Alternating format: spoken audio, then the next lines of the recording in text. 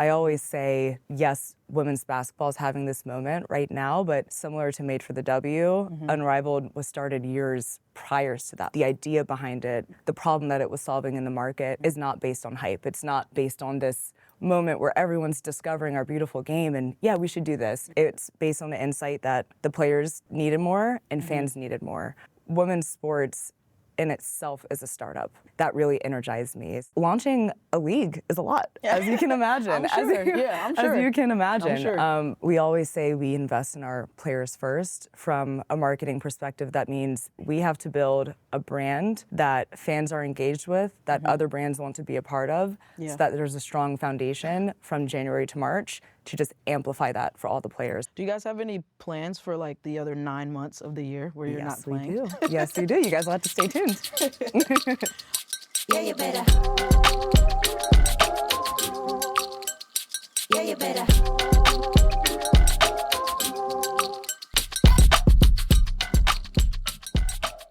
Kirby, what's up? Hello, how are you? Good, how are you feeling? Feeling great. Yeah? I'm excited to be here. Excited? I'm excited to have this conversation. Before we dive into Unrivaled, because we will get there, let's talk about your previous experience in basketball. You played at Harvard. Can you share a little bit about what that experience was like? It was amazing. Yeah. I look back on that just super grateful for how it set me up for where I am now. I always say going there allowed me to be multifaceted really early on. Yeah. Playing in the Ivies is a unique experience because we don't have to be there during the summers. It allows us to do internships and just even the culture, it allows you to do more outside of sports. So I knew I wanted to go D1, but I also knew I wanted to do big stuff after basketball. Yeah. So I was able to do both. And do internships, but also get that Harvard basketball experience. Yeah, so. that's kind of like a cheat code because I've been talking to people about like when I was in college, like you didn't have time to do that. Exactly. So it's like once you graduate, if you don't go pro, you actually are like not experienced for the real world, which is interesting. I feel like NIL has changed that a little bit, where now I always tell athletes, even if you're not able to get hard internship experience, think about the brand deals that you're doing, the pitching, the social media posts as marketing, partnerships, business development experience. So there's ways to work around it now with NIL, but it was good.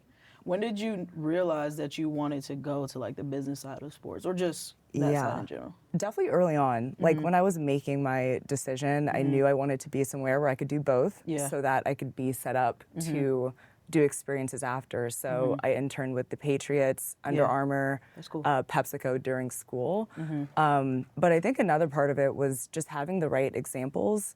Our alumni network is amazing. They're super involved. They come back every January or February for alumni weekend, and they always inspired me to figure out what that path would be for myself. So having the right examples, but also having the optionality to do those things helped me like get into sports marketing and also figure out what I was passionate about outside of basketball really early. So that's my version, but I think every athlete has that version now more and more with social media, being able to explore yourself earlier on. So I think too, like just having visibility to other things that people are doing, you can kind of see yourself in those roles. Exactly. When did you decide you wanted to get on the women's sports side? Has that always been there, or is it like this was the transition as you were doing different things in the field? Yeah, I would say I've always had a North Star of empowering athletes in the business world. Like that's been my career mantra. When I was starting at PepsiCo full-time in marketing, it was when all these athlete media companies were starting up. So Uninterrupted had been around for a few years, the Players Tribune, Boardroom was just starting, and it was like this revolution of athletes realizing their power in the business world. And I was always like, I want to do that some way. I don't know how, but some way. And I was in brand marketing at Pepsi. I was working on Mountain Dew, our NBA partnership, but I used kind of my creative outlet, side hustle, to explore what that looked like. And it was through this podcast called Court to Corporate. I interviewed different athletes about their career paths. Never monetized it, but it was a form of networking, self-expression, and finding my voice. And I think those things led me to take different entrepreneurial leaps. After Pepsi, I joined a venture capital firm that invested in sports. I was the 4th employee there.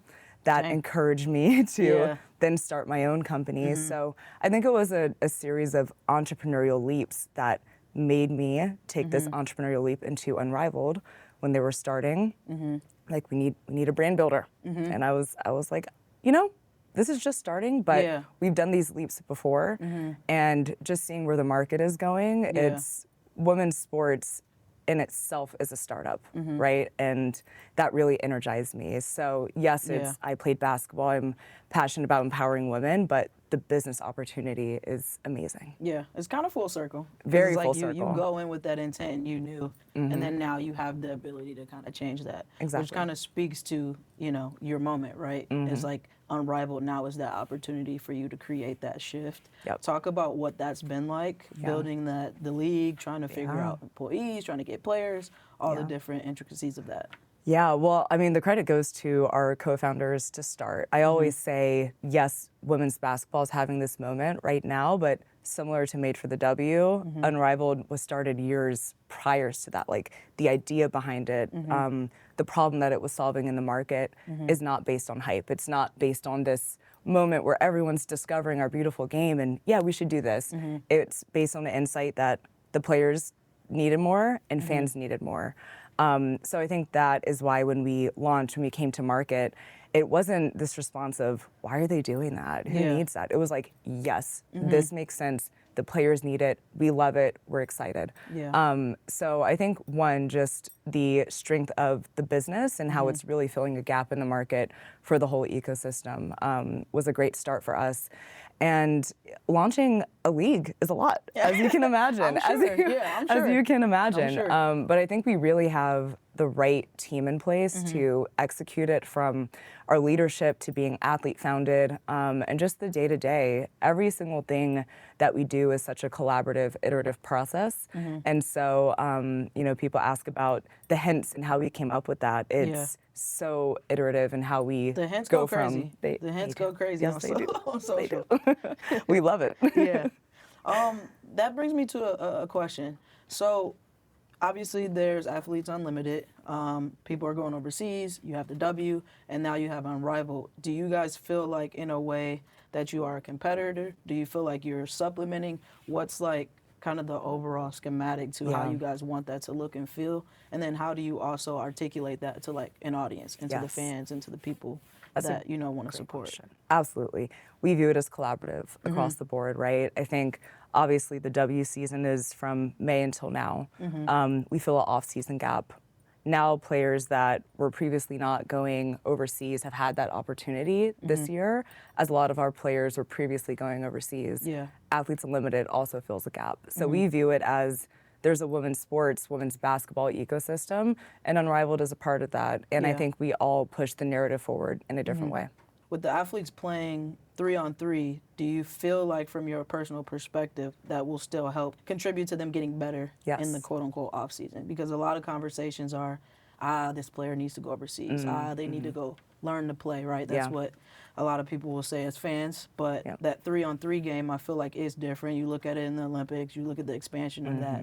I personally think it helps, but what's your perspective on that? I agree with you. I think it helps. It's 3-on-3, short and full court, so it's also a new style of play, which is different from what people might have seen the Olympics a few months ago. I think we see it as a form of the game that's going to really open up the skill sets, or just highlight the players and how pure the women's game is to fans, and then also help them develop. That's a big part of the insight, is just the culture that the NBA has had, for example, where in the off season they're all going to one destination, they're all getting better together. So how do we cultivate that for the women's side as well, through the form of a league that will really help grow their brands and visibility? That makes sense, because I was talking to a friend of mine, and he asked why in the off season WNBA players don't have as many runs and all these things, and you really hit it on the head, where it's like that's kind of built into the foundation, into the core. Like the NBA teams will literally pay for them to go and spend, you know, a summer with Rico Hines and doing all these things. And so I think having Unrivaled and hopefully having all those players kind of in the same place for a short time will hopefully be able to kind of build on that too. On the brand side of things, what are you guys doing as a league to help market the players on and off the court with that experience you guys are going to have in January? We always say we invest in our players first. From a marketing perspective, that means building a great brand first. Before January, we have to build a brand that fans are engaged with, that other brands want to be a part of, so that there's a strong foundation from January to March to just amplify that for all the players. So that's the first thing. We have to do our jobs. We have to build the brand. We have to invest in our brand first, because that's the platform we're going to market our players through. I think in season, it's really getting into, one, marketing them as a collective and also individuality. So we have 30 players, and that really creates an opportunity to go deep and customize with each player. And a lot of that will be through media in the first year. So I just think we're excited about the storytelling opportunity. We're excited to also provide fans access to their players during a time where they previously hadn't. So I think you will see a lot of us both on the court, but also off the court, as fans love today, especially in women's sports. Do you guys have any plans for like the other 9 months of the year where you're not playing? Yes, we do. Yes, we do. You guys will have to stay tuned. So we talked about it a little bit earlier, dropping hints for the player announcement. What went into the thought process around how you guys would do that? Yeah, so rewinding, we had announced our branding. So when we did our press release that Unrivaled is happening January 2025, it was kind of that black and white templated branding where we just needed to do the PR. But behind the scenes, we were going through building out our brand identity, and probably a week or two prior to doing the player announcements, we had rolled out our gradient, purple and blue. The fans loved it. We showed the behind the scenes. And so a big part of marketing the early stages is how do we build our identity as a league? So I think one, what our team led to is how do we grow the Unrivaled brand through the players as well, right? It's been a consistent, the gradient background, the Unrivaled logo, the jerseys. So that really hit the nail on the head too. How do we engage fans in the process, right? You see anytime you hear that sound, we're about to drop a hint, the comments start to go crazy. So it's even built a culture around Unrivaled. And I think the biggest theme that we're leaning into is just bringing fans into the process of building the league. So you'll see that through any channel we enter, through anything that we launch. We want it to be a two-way conversation. So it's been going well.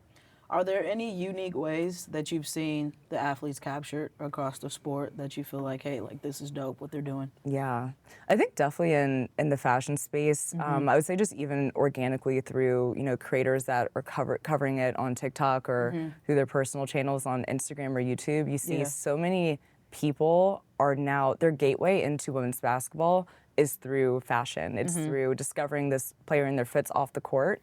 And I think that's just a big part of expanding the appeal. There's a lot of data that women's sports fans in general are more interested in off-court stories than on-court stories in comparison to men's fans. So I think that is an insight that anyone in this space is leaning into to grow it. I was going to ask too, like how do you feel about, partnerships and things of that nature? Like you said, fashion is a huge thing. You have athletes going to Fashion Week now. We did the partnership with Skims for the WNBA. What do you think that's going to continue to add to the game by doing things like that? And can we see that expand even more? Yeah, I think it'll be huge. You see a lot of brands that were not traditionally in sports starting to come in. We did an activation at Fashion Week this year with that intent of, we know that that's going to be a big storyline for our players. It's going to be a big storyline for us as a league. So how do we start to build community around that and let people know, like, we're going to show up in this space. So I think you'll see that reflected in our season through how we cover the tunnel fits to partnerships we enter and just even off-season activities. And there's been a little bit of trickle-down effect into the college space, too. They're starting to do that. What do you think about that? Do you think that helps them with the NIL and just getting that visibility? Yeah, I mean, I think NIL is its own beast or subculture in and of itself. But I think it's all positive. I always say growth in anywhere in women's basketball grows other parts of it. So I think the earlier players start it, the better, and it sets them up for when they go pro. Yeah. So tell me, when did you know you were made for the moment? Ooh, I would have to say when I started Court to Corporate. I felt like that was the first time I put myself out there, wasn't afraid to be embarrassed, shared my voice, shared my passion, and just the ripple effect from that moment of having an idea and following through with it.